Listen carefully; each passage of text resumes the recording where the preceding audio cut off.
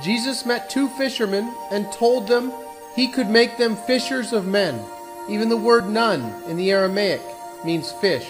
Contrary to what you might have been taught growing up, the word occult does not mean evil. It means hidden, and occult knowledge can be used for good or bad. Part of our awakening involves understanding that man is the measure of the universe, the microcosm of the macrocosm, as above, so below. In the Middle Ages, you find many depictions of the zodiac man. We are almost at the point of the video where I show you the coming great sign in the sky.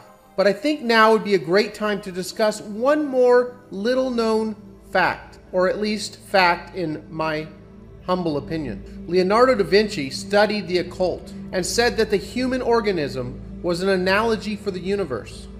There exists in the writings of virtually all civilized nations a description of the major stars in the heavens, something we might call the constellations of the zodiac, or the signs of the zodiac, of which there were 12. If you go back in the time of Rome or beyond to Greece, or before that to Egypt, Persia, Assyria, or Babylonia, regardless of how far back you go, there's a remarkable phenomenon. Nearly all nations had the same 12 signs.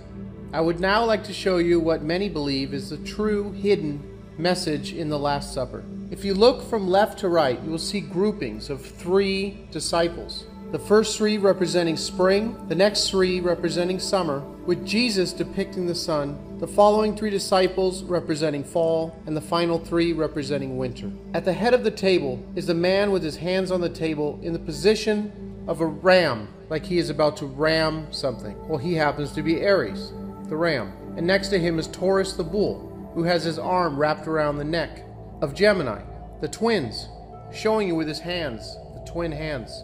Taurus is also pointing at Cancer's neck, where Cancer is in the human. You see, you can lay the zodiac man down on the table with his head in Aries and his feet in Pisces, where you see Pisces holding his 2 hands out, as if he was holding 2 fish. Now going back to Cancer, you see Gemini with the 2 hands up. Cancer, the crab, is holding a knife, like the claw of a crab, and he's pointing at what would be Virgo's neck, maybe saying, hey, look here, no Adam's apple. Next to Cancer is Leo, with the arm on the table, the king of the zodiac, the Lion King, Leo the lion. Next you have Virgo, and then in the middle you have Jesus as the sun. Now, you'll see that Jesus is here between Virgo and Libra. Jesus, here between Virgo and Libra, in the end of September, is providing the harvest of the wheat and the grapes, or the wine, on the table before he's crucified in Libra. You see the next sign next to Jesus being Libra, the scales of balance with the arms out as the scales, before he's crucified and goes down to the dead of winter to his death, where the sun is actually reborn on December 25th, but we won't get into that in this video. Next to Libra is Scorpio. You can see the finger being pointed upward, the stinger of the scorpion. The kiss of death, Judas having kissed Jesus, actually giving him the kiss of death. Scorpion bite looking like 2 lips. I never understood how Judas betrayed Jesus by kissing him. However, I believe that that is actually a kiss of death from the stinger. Now you see Libra, as if it was Jesus being crucified, is between Scorpio and Sagittarius, which are known as the heavenly thieves. Jesus was crucified between 2 thieves. Between October 23rd and December 21st, there's a harvest almost everywhere of the year, somewhere except for these 2 months. And these are known as the heavenly thieves.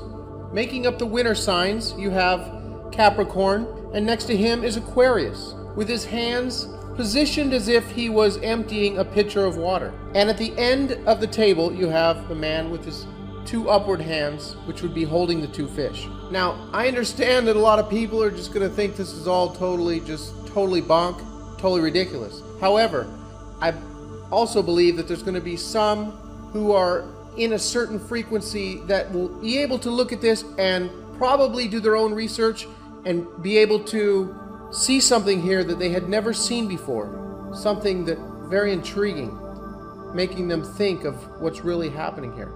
Coincidentally, when asked by his disciples where to prepare for the Passover, Jesus said the following.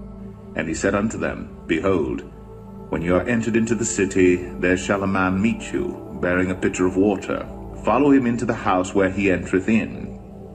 And there appeared a great wonder in heaven, a woman clothed with the sun, and the moon under her feet, and upon her head a crown of 12 stars. And she being with child cried, travailing in birth, and pain to be delivered. So here we are, everyone, an incredible sign in the heavens. I'm going to link you below to someone who's done research claiming that this is the only time this happens in 7,000 years. But there may be other times the alignment is similar, but I don't think there's another time where the alignment is similar and Jupiter had just gone through a 41-week gestation period in the womb of Virgo. So this is totally incredible.